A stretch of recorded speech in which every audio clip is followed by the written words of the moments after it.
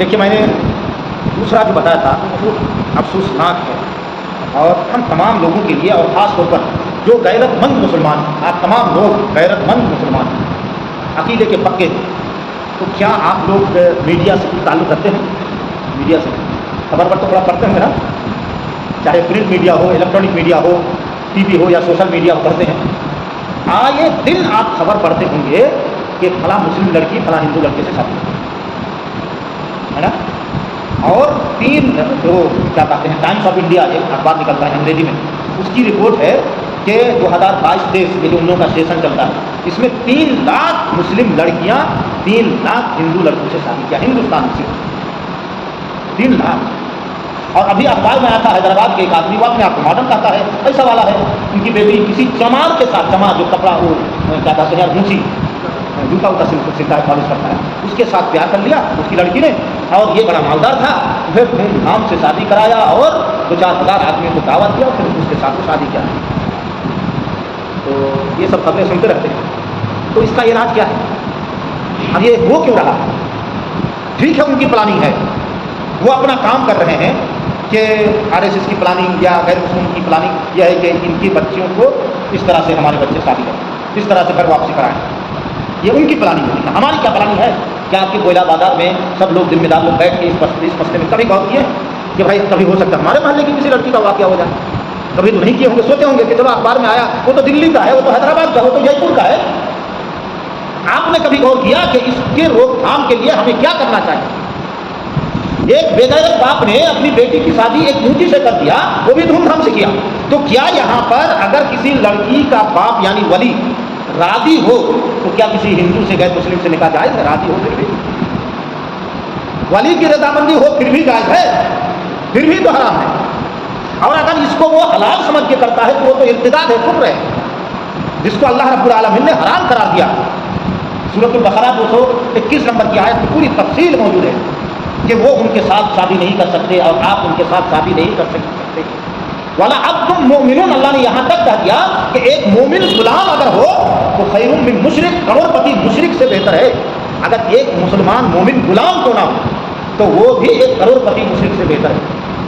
اور سورۃ الممتحنہ میں اللہ رب العالمین نے کہا لا ہن حل لہم ولا ہم لہن یحلون لہن، کہ مسلمان عورتیں ان کے لیے حلال نہیں ہیں اور غیر مسلم مرد ان کے لیے حلال نہیں ہیں۔ لیکن یہ آئے دن ہو رہا ہے، اور آپ ہم نیند سے، آرام کی نیند سے سو رہے ہیں کہ ہمارے محلے کی کبھی بچی ہو جائے، کبھی ہماری بچی کے ساتھ ہوگا تو پھر دیکھا جائے۔ آگ جب جلتی ہے نا تو اس کی لپٹیں آتی ہیں، اور یہ نہیں سوچیے کہ وہاں پر ایک لڑکی نے غیر مسلم سے شادی کیا تو آپ کی بچی اس سے متاثر نہیں ہوئی، وہ بھی پڑھتی رہتی ہیں، وہ بھی سنتی ہیں، ان کے دل میں بھی کبھی آ سکتا ہے کہ یار بہت بڑا ہے، یہ ہے وہ ہے، تو چل ہم بھی کر لیں، ہمارے ابا تو یہ بندش میں رکھے ہیں، وہ بندش میں رکھے ہیں، یہ کرنا ہے وہ کرنا ہے، تو ہم کو تو بچنا چاہیے، ہم چلو وہی کر لیں گے۔ میرے بھائیو، یہ بہت ہی خطرناک چیز، بہت ہی خطرناک چیز ہے، اس پر غور فکر کرنا بہت ہی ضروری ہے۔ اچھا، یہ سب چیزیں ہوتی کیوں ہیں؟ اللہ کے رسول صلی اللہ علیہ وسلم نے فرمایا کہ الدنیا کلھا متاع، دنیا پورا کا پورا ساز و سامان ہے، اس سے فائدہ اٹھانے کی وہ چیزیں ہیں، لیکن وہ خیر و متاع الدنیا المرأۃ الصالحہ، دنیا کے تمام ساز و سامان میں سب سے بہترین ساز و سامان نیک بیوی ہے۔ نیک بیوی، خوبصورت بیوی، مالدار بیوی نہیں کہا، کیا کہا؟ المرأۃ الصالحہ، نیک بیوی ہو۔ آپ کی بیٹی کے اندر ارتداد کا جذبہ پیدا ہو ہی نہیں سکتا، کسی غیر مسلم کے ساتھ بھاگنے کا جذبہ پیدا ہو ہی نہیں سکتا اگر آپ کی بیوی نیک ہے۔ اس کو پیدا ہوتے ہی وہ دینی تعلیم ان کے کان میں لوری سناتے ہوئے، گنگناتے ہوئے، نیند نہ آ رہی ہے بچی کو تو ان کو نیند کے لیے سلاتے ہوئے ان کے عقیدے کو اتنا وہ مضبوط کر دے گی کہ کبھی ان کا ایمان کس سے کس نہیں ہو سکتا۔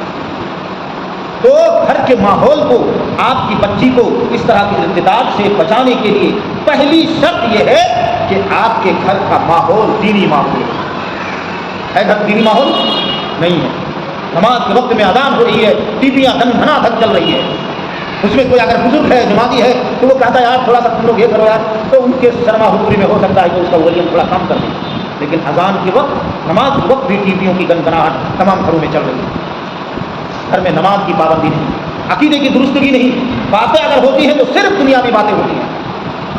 اور ہم لوگ ایسے بھی ہیں کہ اکثر مساجد میں عورتوں کے خطبے کا इंतजाम ही नहीं है कि वो भी सुने। अब तो दारुल उलूम देवबंद का भी फतवा आ गया, बड़े बड़े उलमाए किराम का भी फतवा आ गया कि उनको भी जाना चाहिए।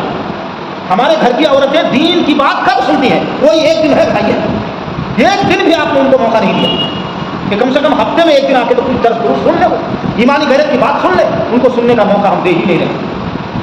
तो भाई उनके कान में दीन की बातें घुसाइए, ईमान उनका मजबूत कराइए, अकीदा उनका इतना मजबूत हो जाए कि कुफ्र और इर्तिदाद की बात सुनकर 1000 मरतबा तौबा करे, बल्कि किसी का वाक़या अगर सुने तो 1000 मरतबा तौबा करे, अस्तगफिरुल्लाह, कैसे उसने ऐसा कर दिया। और क्या करना होगा? ठीक है, इस्लाम हाँ कट्टरता है और ना बिल्कुल सहलता है। आपको शरीयत के दायरे में कुछ चीज़ों की पाबंदी करनी पड़ेगी। अच्छा, घरों में पर्दा है, घरों में हमारे यहाँ पर्दा है, जैसे कोई दाल मंडी जाती है तो निकाब लगा के जाती है मौलाना, है ना, यही पर्दा है। सिर्फ इसी को पर्दा कहते हैं। चचेरे भाई से पर्दा है, एक गाँव बताया था, नहीं बताया शायद, ममेरे भाई से पर्दा है, देवर से भाभी का पर्दा है। अच्छा, ये सब पर्दा है कि नहीं शरीयत में? है कोई घर एक आदमी तो बता दे कि मेरी बीवी मेरे छोटे भाई से पर्दा करती है, मेरी बीवी या मेरी बेटी मेरे भतीजे से पर्दा करती है। एक आदमी नहीं बता सकता पूरे माशरे में। पर्दा नाम की चीज़ है ये नहीं, पर्दे के नाम पे डरता हो रहा है। पर्दा सिर्फ सोचते हैं कि घर से बाहर निकले तो निकाब लगा ली, यही पर्दा है। घरों के अंदर का माहौल आपका कितना खराब और बिगड़ा हुआ है। आपके घर में अगर एक नौकर है गैर मुस्लिम, उनके साथ टेम्पो में आपकी बेटी दिन भर घूमती है, ट्यूशन में वो लड़का ले जाता है, स्कूल पहुंचाने वो लड़का ले जाता है, डॉक्टर के पास जाना है तो वो लड़का ले जाता है, आपको फुर्सत नहीं है। कितने वाक़यात लेंगे कि ड्राइवर के साथ बेटी भाग गई। आप जब दिन रात उनके साथ उनको घुमाएंगे तो फिर भागेगी नहीं, भागेगी। आपकी बेटी ट्यूशन पढ़ने के लिए गई, कहाँ तो पता नहीं, पुलिस साहब को महीने महीने में फीस लेती है, हम दे देते हैं, कहाँ पढ़ती है हमको पता नहीं। अरे भाई फीस पढ़ती है, ट्यूशन पढ़ती है कि क्या करती है, आप ये तो पता लगाइए। कहाँ जाती है ट्यूशन पढ़ने? तो करेगी नदेसर, यहाँ से इतना दूर नदेसर। कब जाती है? करेगी 2 बजे जाती है, आती है 8 बजे तक आ जाती है। कौन सा ट्यूशन है भाई 2 बजे जाकर 8 बजे जाती है? किससे पढ़ती है, कौन सा पढ़ती है, कुछ पता है आपको? बेनाद और बेपगाह रोड पे चलने वाला जानवर की तरह आपने छोड़ रखा। एक दिन होगा कि ट्यूशन पढ़ते पढ़ते उधर आइए नहीं, फातिमा की अम्मा वो कहाँ गए थे ना, तो कह रहे वो तो ट्यूशन में गई थी, अरे अभी तक आई नहीं, 9 बज गया, 10 बज गया, 11 बज गया, 12 बज गया।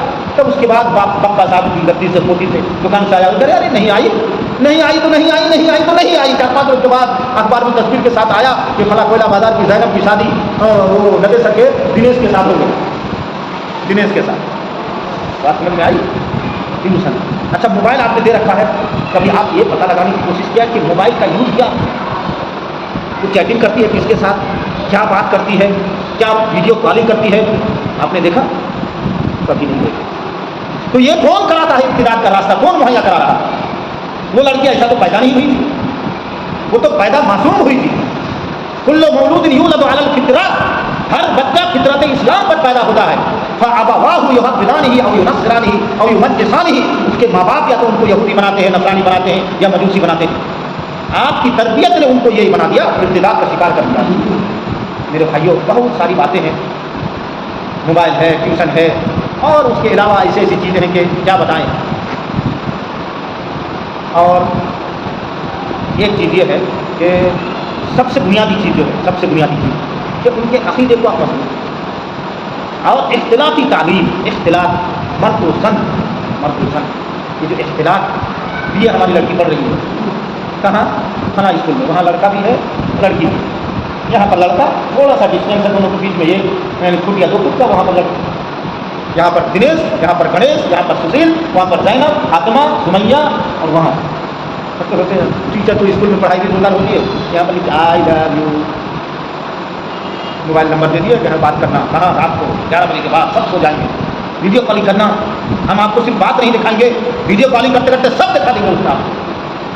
क्या आपने कभी सोचा कि मोबाइल हम बच्ची से भाई सोते वक्त हम ले लें, 10 बजे या 2 बजे 9 बजे जो भी हम उनसे मोबाइल, भाई तो मोबाइल जमा दो, इस वक्त मोबाइल की कोई ज़रूरत नहीं। कोई काम नहीं करते हैं, जब बिगड़ जाता है तब आप सोचते हैं।